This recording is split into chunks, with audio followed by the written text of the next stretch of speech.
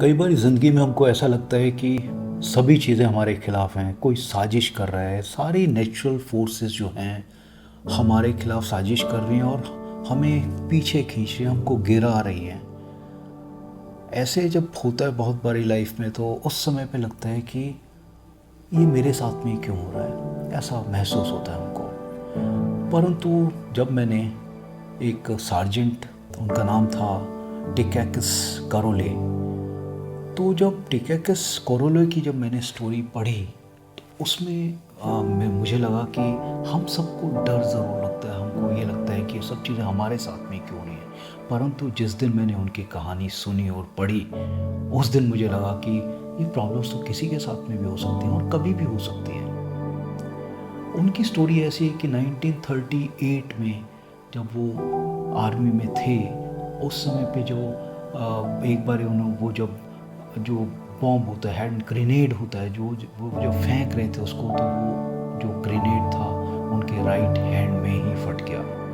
परंतु इससे भी एक महत्वपूर्ण चीज़ ये आपको मैं बताना चाहता हूँ कि वो बहुत बढ़िया शूटर थे और सबको ऐसा मानना था सबका कि वो ओलंपिक्स जब भी होगा तो वो उसमें गोल्ड मेडल जीतेंगे। ये घटना है 1938 की, जब ये इंसिडेंट उनके साथ में हुआ और उनकी उम्र थी उस समय पे 28 ईयर्स, 28 साल के थे वो। ये घटना होने के बाद में बहुत मायूस हुए और उनको लगा कि मेरे साथ में ऐसा क्यों हो गया, मैंने क्या गलती कर दी।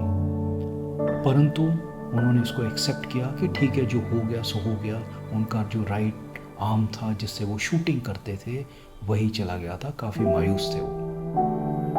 एक महीना वो हॉस्पिटल में रहे, परंतु एक महीने के बाद में वो वहाँ से चले गए। किसी को मालूम नहीं था कि वो कहाँ पे गए, एकदम जैसे अंडरग्राउंड हो जाते हैं वो, उस तरह से अंडरग्राउंड हो गए। एक साल तक क्या कर रहे थे किसी को कुछ मालूम नहीं था, परंतु वो एक अलग ही मिशन पे थे। एक साल के बाद में जब उनकी नेशनल शूटिंग गेम्स हुई तो वहाँ पे वो आते हैं।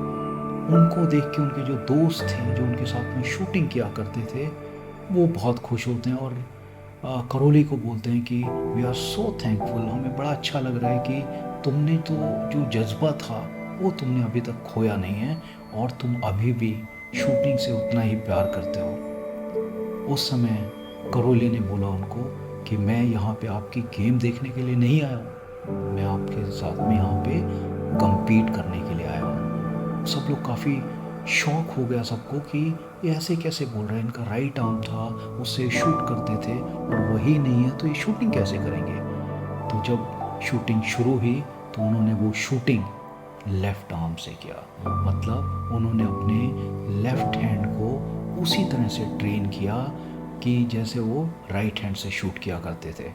जब शूटिंग का रिज़ल्ट आया, फाइनल रिज़ल्ट, तो उसमें गोल्ड मेडल कोरोले को मिला।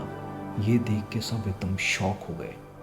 ये घटना उस समय की है जब 1939 में द्वितीय विश्व युद्ध शुरू हो गया। तो सेकेंड वर्ल्ड वॉर की वजह से 1940 और 1944 के जो दो ओलंपिक्स थे वो हो नहीं पाए।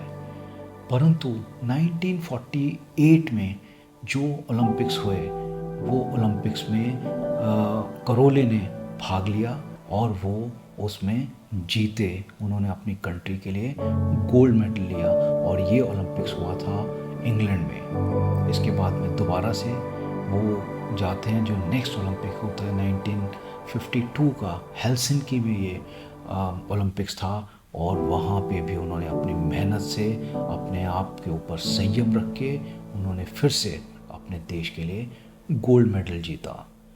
तो ये स्टोरी सुन के मुझे लगा कि जिस आदमी ने अपना जो राइट हैंड था जिससे वो शूट करते थे वही उन्होंने गंवा दिया, तो ये किस तरह से संभव हुआ। जब इसके बारे में मैंने डीप में सोचा और पढ़ा तो उसमें एक चीज़ बहुत इम्पोर्टेंट मुझे पढ़ने में आई कि जो डिटर्मिनेशन होता है हमारा वो स्ट्रॉन्ग होना चाहिए। हमारी जो विल पावर है वो स्ट्रॉन्ग होना बहुत ज़रूरी है।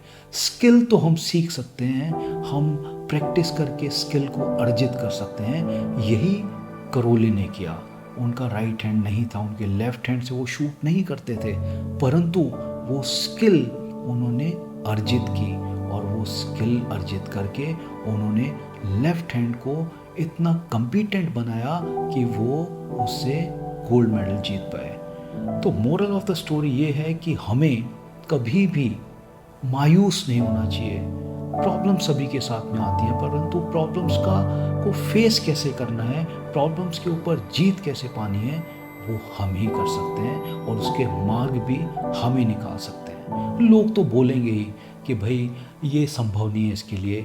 इसी की वजह से जो 1 साल के लिए करौली अंडरग्राउंड हो गए थे, उनका बोलना था मैं इसीलिए गया था क्योंकि लोग आपको स्क्रूटनाइज करते हैं कि भाई ये क्या करेगा, और आपको खींचते हैं, आपको डीमोरलाइज करते हैं, ये इसके लिए संभव नहीं है। तो इस तरह की चीज़ों से वो दूर चले गए थे और अपने माइंड को प्रिपेयर और अच्छे से कर रहे थे, और ये सब करके उन्होंने गोल्ड मेडल अर्जित किया और अपने देश का नाम रोशन किया। तो हमें भी अपने अंदर का जो करौली है उसको हमेशा जगा के रखना चाहिए।